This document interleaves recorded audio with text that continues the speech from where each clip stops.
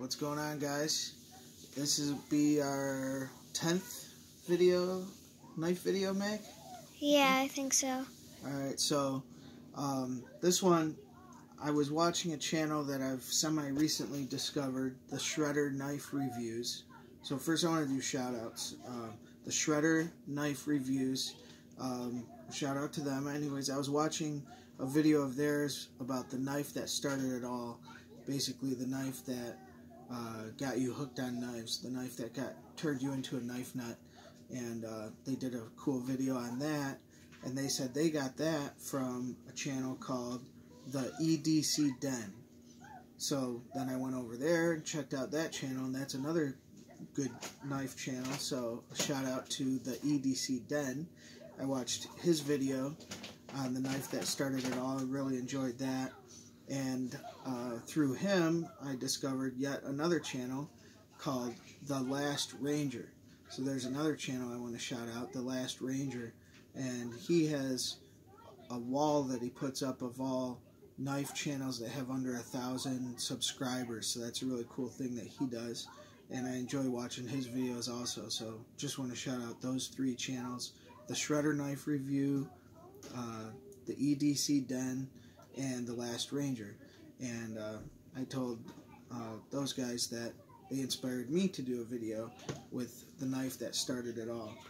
And so I'm not sure really which knife I would say started it all, but this was the first fixed knife that I bought. This was back around the year 2000.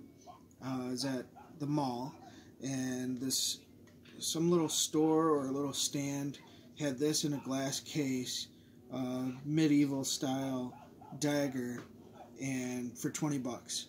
And I was like, what the heck? And I've always loved like medieval stuff. I love that time period and everything like that. I grew up loving movies like The Dragon Slayer and things like that. And anyways, I saw this in a case and I was like, wow, $20 for this double-edged dagger. It's got an all-metal handle, and like I said, I bought this about 20 years ago and just treasured it. I would always have this if I was just on the computer in the house or whatever. I would just have this sitting on my desk. It's like my little home protection piece, this double-edged dagger.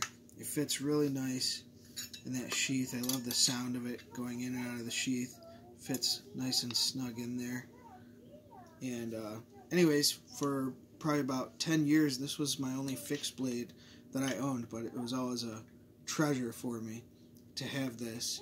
And then fast forward about 10 years later or so, and that's when my dad's best friend, who was in poor health and looking to pass on some of his treasures to someone that might care for them, gave me sort of a collection of things of his, a handful of different knives, and that included these two knives right here. I've done videos on both of these.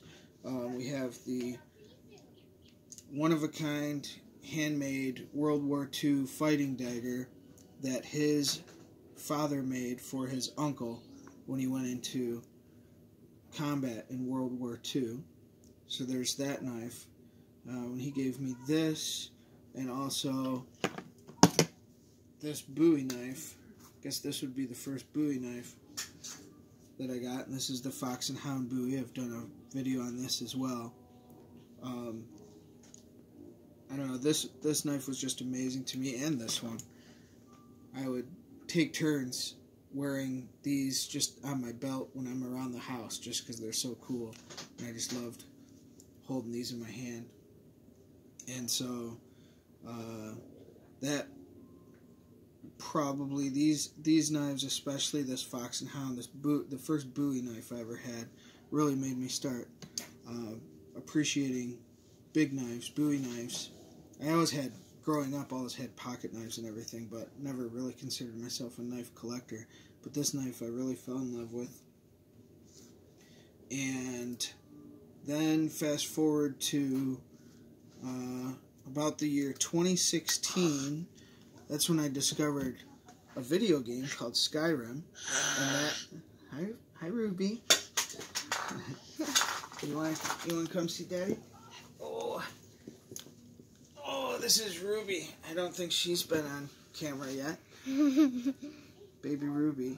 So, 2016, I discovered a game called Skyrim, and that just increased and enhanced my affinity for, I guess, antiquity, you know, that time period, the time period where, you know, there was no such thing as gunpowder. The most lethal personal weapon someone could have in those times would be a blade, and I've just always had an appreciation for that time period. Our whole family got hooked on the game Skyrim. That's the 5th installment in a series of games called Elder Scrolls. So anyways, I think that just enhanced our love for that time period and everything. I ended up commissioning a blacksmith to forge a dagger that's from that game. Actually, I have that up here. This is a dagger from the game Skyrim that is called Mehrunes Razor, I think is the name of this dagger. So I had someone forge me a replica of a dagger from a video game, and that's what this is, Mehrunes Razor.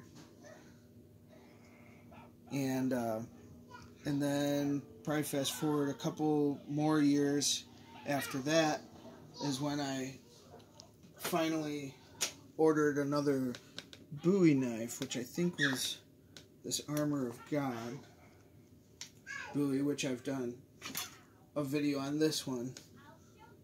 It's a little dirty, needs to be cleaned, but I've done a video on this one, and I ordered this more for the beauty of it, but when we started playing with it and chopping wood out in the backyard, it's when I really started to realize that a big Bowie knife can replace the need for an axe. And I started really getting hooked on doing, you know, bushcraft type stuff with big Bowie knives, chopping wood, splitting wood, and stuff like that. And this knife really made me realize how well a knife can chop when it's good size and built right. And then that led me to another Bowie knife. This is a budget Bowie made by Timber Rattler, and it's the Timber Rattler Western Outlaw Bowie. This one's actually clean. The reason this is clean is because I fell so much in love with this knife that I ordered a second one, and this is actually the second one. The one that I use is actually packed away in the car right now. We're getting ready to go camping. But I ordered a second one just because it's such a good deal. They sell these on Bud K for $30, if you can believe that. But this, I'll be doing a whole video review on this knife later. But this is just kind of the chain of progression of where it started to where now these are the type of knives that I'm in love with. Big Bowie knives to chop wood with and everything. But the Timber Rattler is a perfect example of, I think, the perfect Bowie knife, regardless of how much it costs. I think if I had to grab one knife and go survive on an island for a month of all my knives, it wouldn't be one of the $100 knives. It would be this $30 Bowie, 1/4 inch thick. And the Timber Rattler Western Outlaw Bowie is an absolute beast. But anyways, that's kind of, I guess, the chain of progression for my love of knives. And I just wanted to share a video of, you know, how it started and where it's kind of progressed to. And so I thank you all for watching. And was there anything else we should add, Meg? I don't think so. All right. Well, we'll talk to you guys later. Take care.